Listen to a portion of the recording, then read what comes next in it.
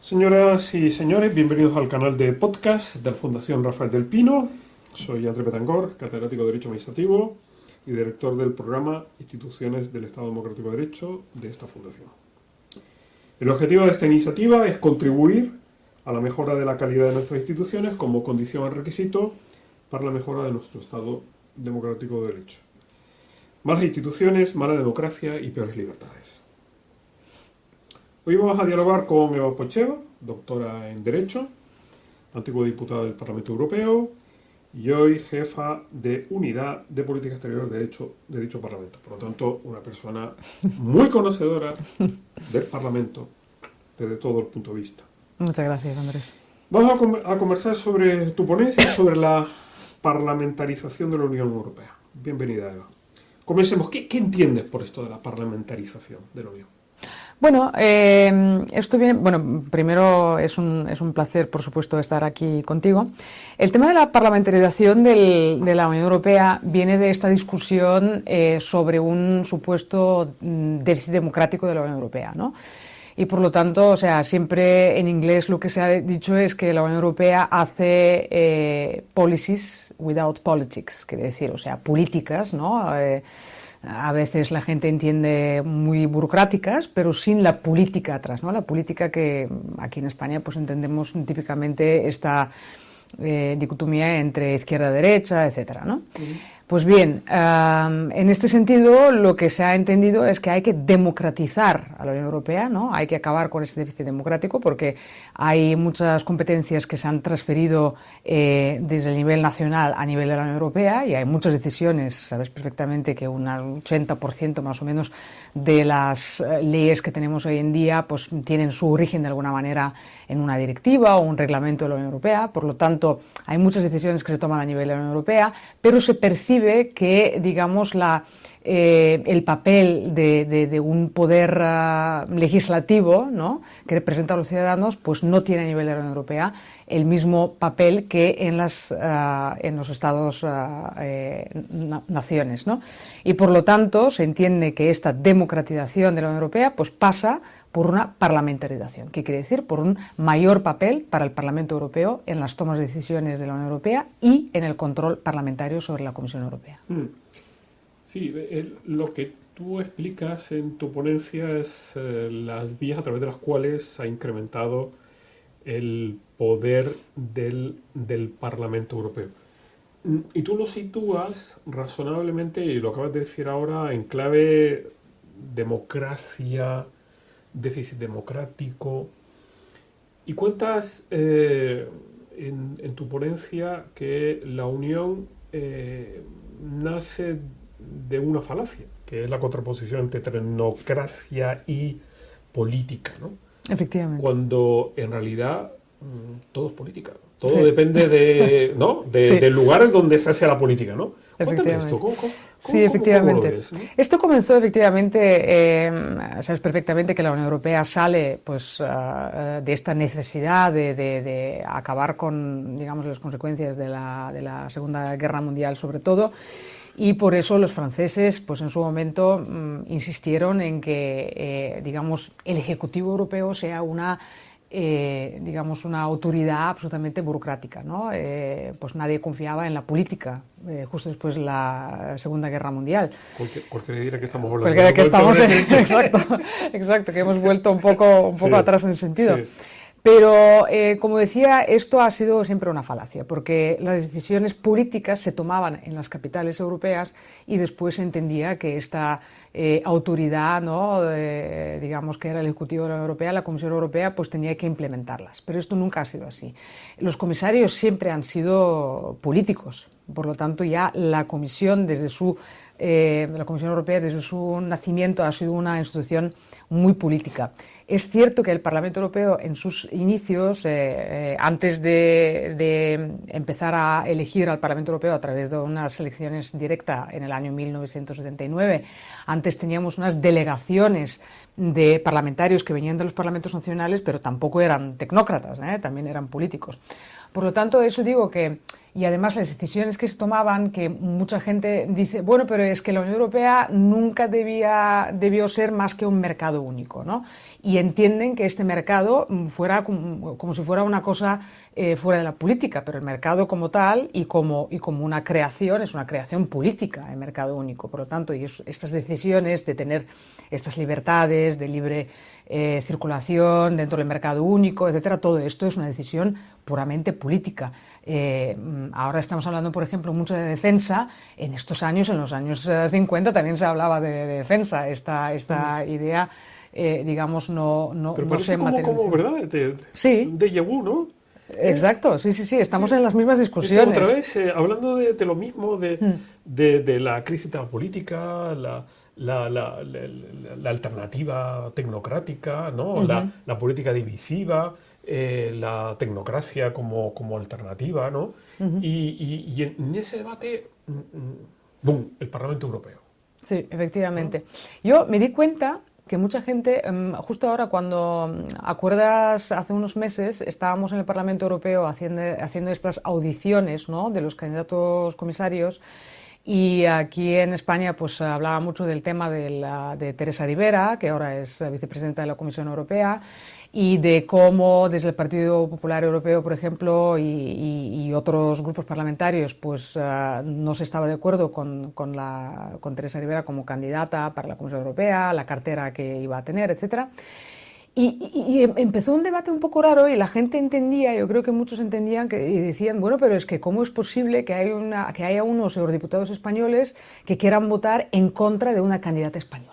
Exacto, y sí. me di cuenta que muchos piensan que en el Parlamento Europeo pues los eurodiputados votan según su nacionalidad, ¿no? O sea, por todos españoles, en los 61, pues en bloque sobre un tema que tenga o no tenga que ver con España. Y esto no es así. El Parlamento Europeo es una institución puramente política, es un parlamento, tal y como lo conocemos aquí en España, como el Congreso de los Diputados, que trabaja a través de sus grupos parlamentarios y que se vota, pues en la gran parte de las ocasiones se vota según las líneas ideológicas y no tanto según líneas nacionales. Cuando hemos hablado, y yo como eurodiputada incluso lo vi muchas veces, que aquí en España pues alguien se decía, no, pero es que todos los españoles tenemos que votar. No, es que nosotros no coincidimos porque somos todos españoles en la política fiscal.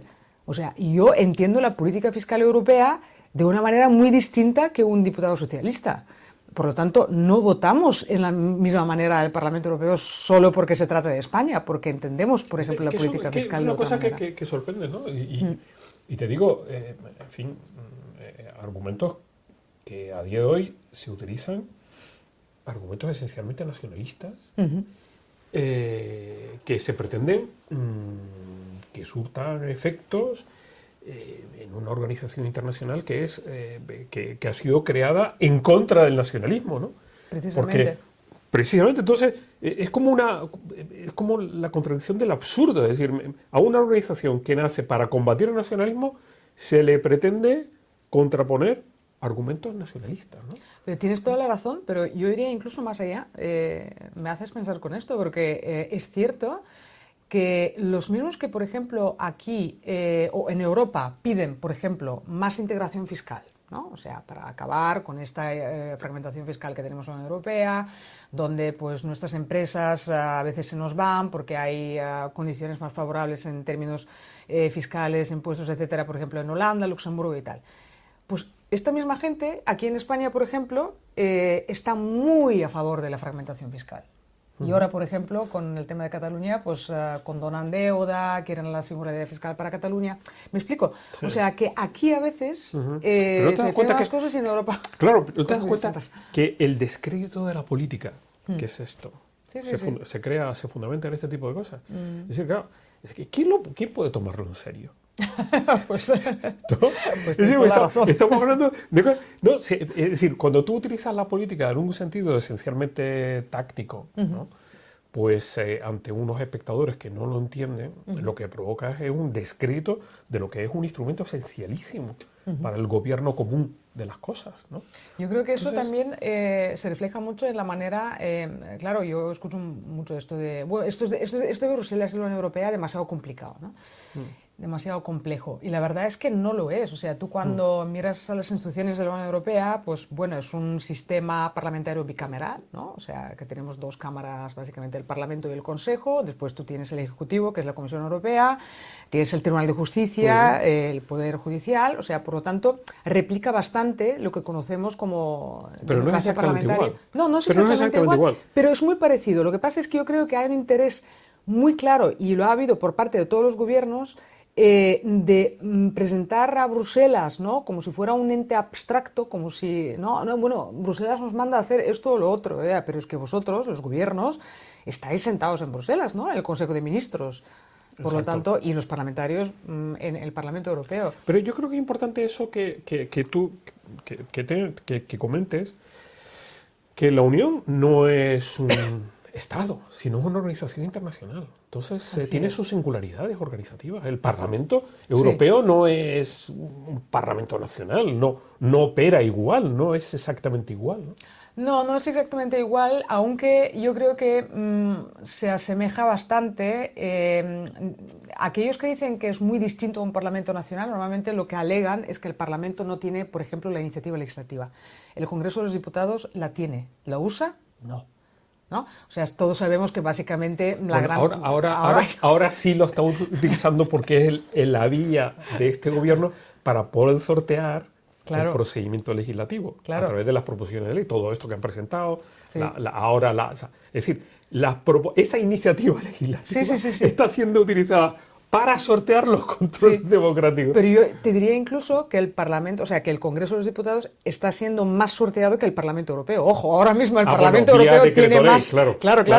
El Parlamento Europeo ahora mismo tiene más poderes que muchos parlamentos nacionales. Claro, según convenga, te vas por decreto ley o te vas por efectivamente. Sí, exacto.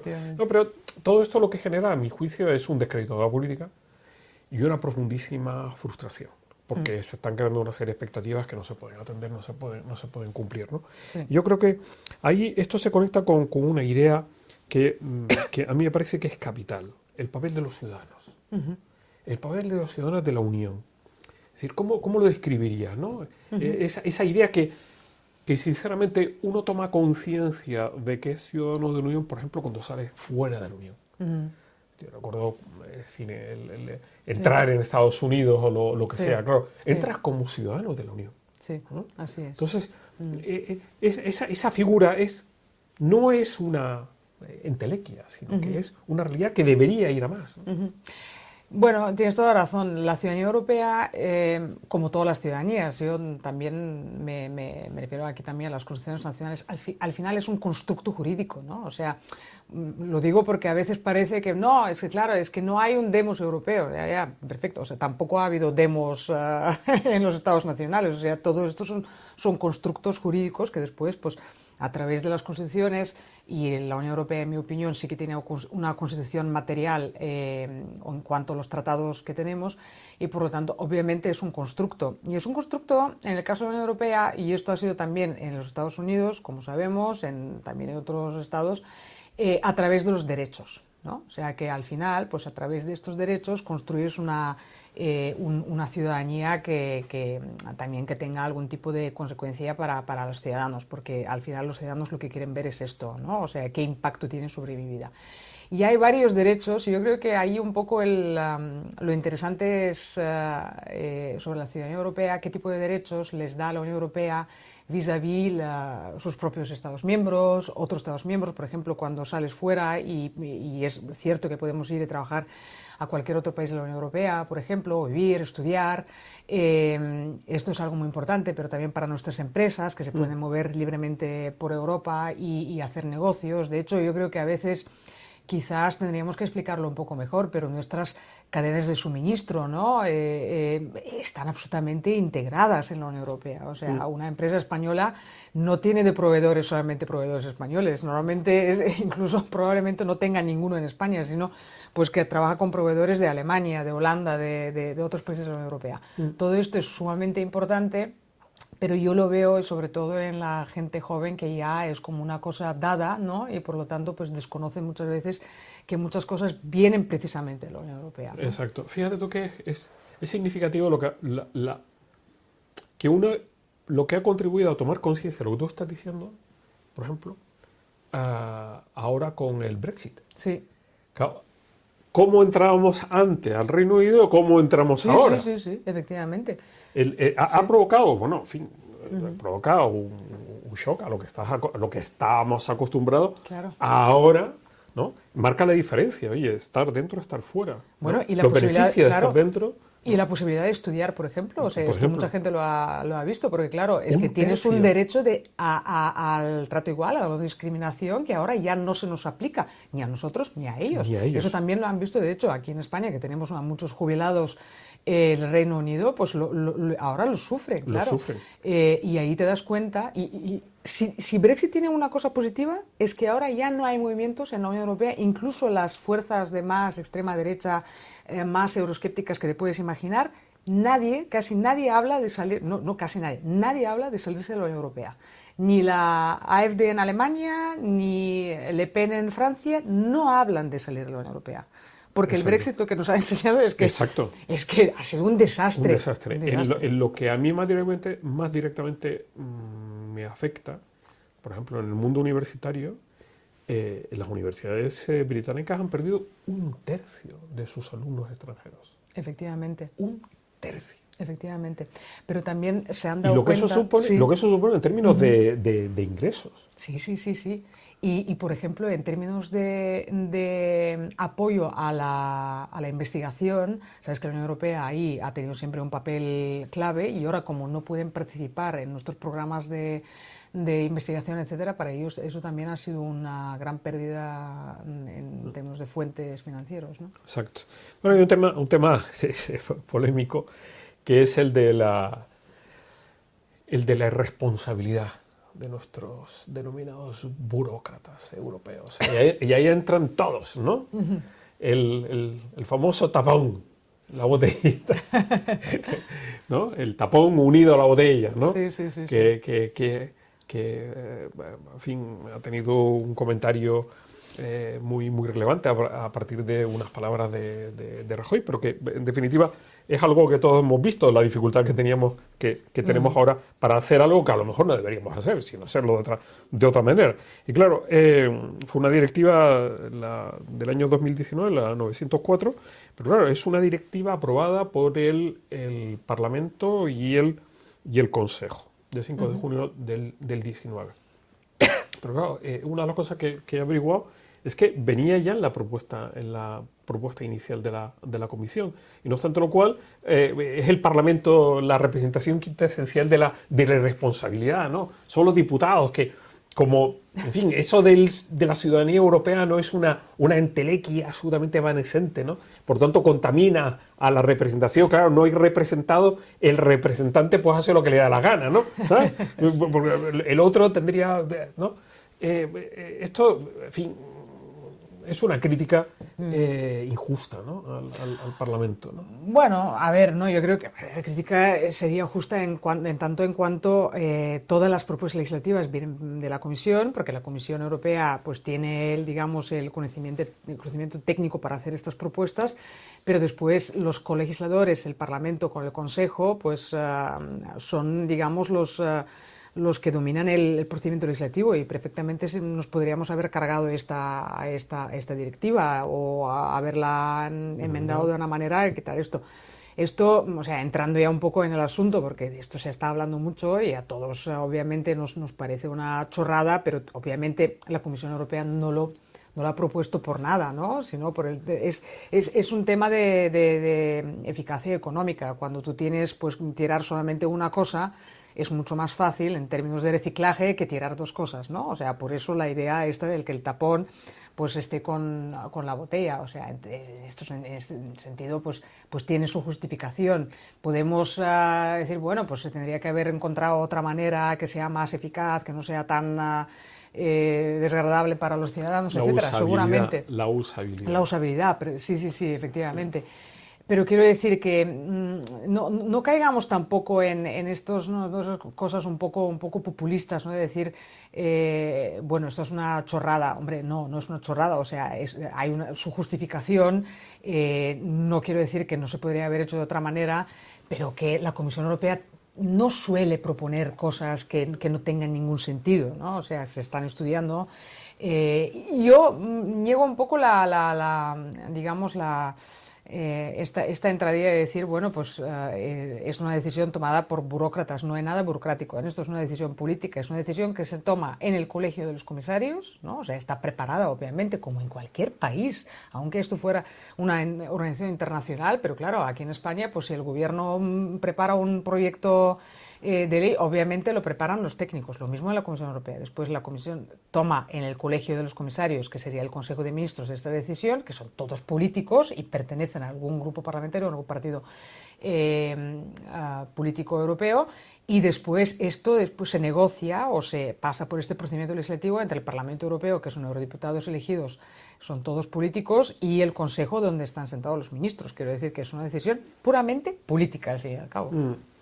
Y ya por último, y además que se conecta con un tema de actualidad, ¿no? Hoy ya la presidenta von der Leyen ha presentado una propuesta, la brújula de la competitividad, sí, ¿no? Exacto. Yo creo que inspirado por el informe de Draghi y todo esto, sí, ¿no?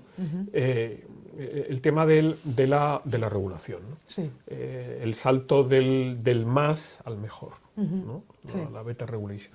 El Parlamento Europeo, ¿qué podría hacer? ¿Qué debería hacer? Sí, yo sinceramente ahí sí que veo un papel importante para el Parlamento Europeo. Primero para la Comisión, y la Comisión de hecho dentro de unas semanas va a venir con una propuesta que de hecho han ido prometiendo desde el año pasado, que es de realmente acabar con muchas de estas obligaciones que en inglés se llaman reporting obligations, o sea, son obligaciones de informar sobre cómo has cumplido con ciertas obligaciones que tienen que ver mucho con, por ejemplo, el cambio climático o con ciertas cosas de la transición digital, etcétera, etcétera. Pues bien, la verdad es que a nivel de la Unión Europea tenemos mucha burocracia, pero yo siempre digo, esto no viene de la nada. Si tú introduces ciertas obligaciones, digamos, materiales, sustanciales, es relativamente normal que tengas ciertas obligaciones, por ejemplo, para después las empresas que nos puedan decir, bueno, si han cumplido con esta obligación o no. Se puede pensar en un mecanismo, por ejemplo, yo creo que tendríamos que ir hacia ahí, no tanto de obligaciones ex ante, sino ex post, y de un control ex post para que haya menos burocracia para las empresas. Todo esto es muy importante. Pero yo creo que hay que resaltar una cuestión muy importante, y es que los gobiernos muchas veces se justifican mucho con la Comisión Europea y con la Unión Europea, y dicen que todo esto viene de la Unión Europea, cuando ellos mismos añaden cada uno de ellos una capa de burocracia. Aquí en España tenemos una especie de competición a ver qué administración añade más capas de burocracia. Y tenemos la legislación europea, que nos pide ciertas cosas, pero no ir más allá. Después el gobierno central añade su capa de burocracia, los gobiernos autonómicos añaden otra, los ayuntamientos o digamos todo lo que es administración municipal añade otra, y entonces, claro, pero después dicen, no, esto viene de la Unión Europea. No, esto es el gold plating, ¿no? O sea que al final añade, es que esto no los pedimos. Pero tú me has preguntado sobre el papel del Parlamento Europeo. Ahí en el Parlamento Europeo, con estas obligaciones de información, ¿qué es lo que está ocurriendo? Muchas veces tú estás negociando estos dosieres legislativos, esta legislación, con todos los grupos parlamentarios, porque en el Parlamento Europeo hay una cultura muy de consenso, ¿no? O sea, de buscar el mayor consenso posible, de no excluir casi ningún grupo parlamentario, etc. Y yo creo que esto es erróneo. ¿Por qué? Porque al final estamos negociando, yo lo he sufrido, ¿no? como ponente en cierta legislación, que después hay ciertos grupos que no saben hacer otra cosa que exigirte meter más y más de esas obligaciones de información Claro. por parte de las empresas, Claro. porque creen en esto, ¿no? O sea, son empresas que no son son, digamos, grupos parlamentarios para los que la eficacia, ¿no? La falta de burocracia no es importante, entonces al final siempre te exigen ese tipo de cosas. Yo creo que el Parlamento en este sentido pues tendría que ser mucho más consciente de que al final tiene un coste económico muy importante para las empresas. Exacto.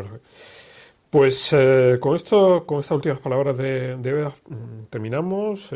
Muy agradecido. Muy interesante lo que comentas, porque combinas ese doble elemento, ese elemento académico con la experiencia, ¿no? Que te hace particularmente brillante lo que dices. En la próxima sesión hablaremos sobre las leyes de memoria histórica y contaremos con Pablo de Lora. Gracias a todos ustedes por su atención. Les invitamos a que continúen atendiendo este canal de podcast de la Fundación Rafael del Pino. Muchas gracias. Gracias.